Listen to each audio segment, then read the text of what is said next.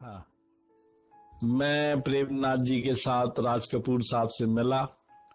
वो बहुत पुरानी बात है, उन दिनों में बावी फिल्म रिलीज हुई थी और मैंने देखा कि राज कपूर साहब के अंदर वो दिल था, क्योंकि वो प्रेमनाथ जी, जो उनकी बहन ब्याही थी राज कपूर साहब को, कृष्णा, उनको मैं बड़ी मम्मी बोलता था। उन दिनों की बात है, जब मैं वहां पहुंचा बॉम्बे में, तो राज कपूर साहब ने मुझसे बोला, प्रेमनाथ जी, इनको कौन से लेके आए, नया लड़का है। मैं बोला कि राज कपूर साहब, मैं तो जबलपुर का हूँ, संस्कार धानी का हूँ। आप बहुत बड़े कलाकार हैं, आप भगवान शिव के भक्त हैं।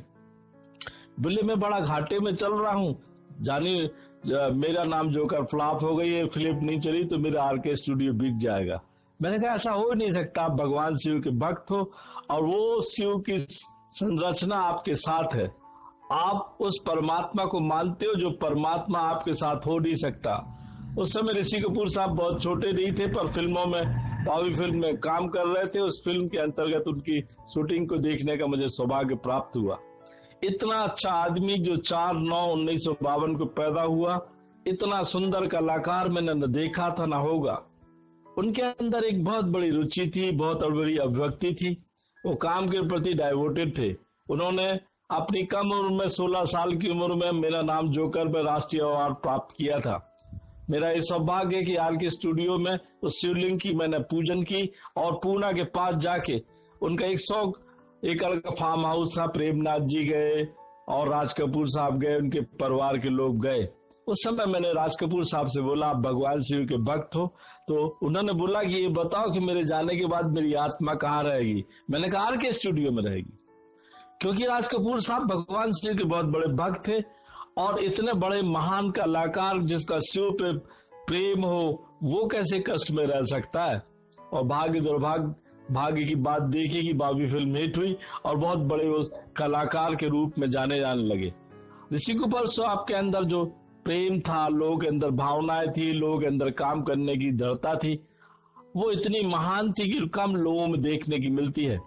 उन्होंने जो काम किया फिल्म इंडस्ट्री के लिए, जो नया आयाम प्रकट किया, वो लोगों के प्रति हो ही नहीं सकता। मैं जानता हूं कि उससे बड़ा कलाकार हो नहीं सकता था।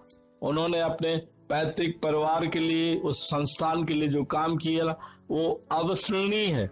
मैं ये जानता हूं कि ऋषि कपूर साहब दिल से बहुत भावुक थे, गरीबों की सेवाएं करते थे, लोगों की मदद करते थे और वो अपनी बात पर दृढ़ निश्चित रहते थे। आज ये जिंदगी है।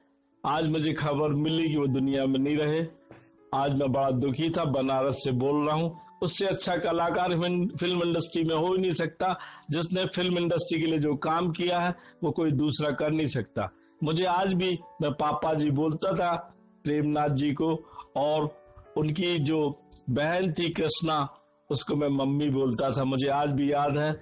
मैं बहुत दुखी भी था। उन दिनों मुझे पता चला कि आर के स्टूडियो किसी मजबूरी कारण बेचना पड़ रहा है उनको, पर वो मजबूरी नहीं थी, क्योंकि वहां उनको स्टूडियो में काम मिल नहीं था। वहां लोग फिल्म चेंबूर में बनाने आते नहीं थे।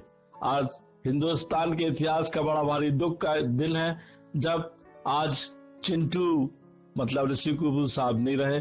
मैं उनकी आत्मा की शांति के लिए और बनारस के हमारे समस्त शिष्यों की ओर से, करोड़ों शिष्यों की, लाखों शिष्यों की ओर से, उनकी शांति की, आत्मा की शांति के लिए दुआएं करता हूँ।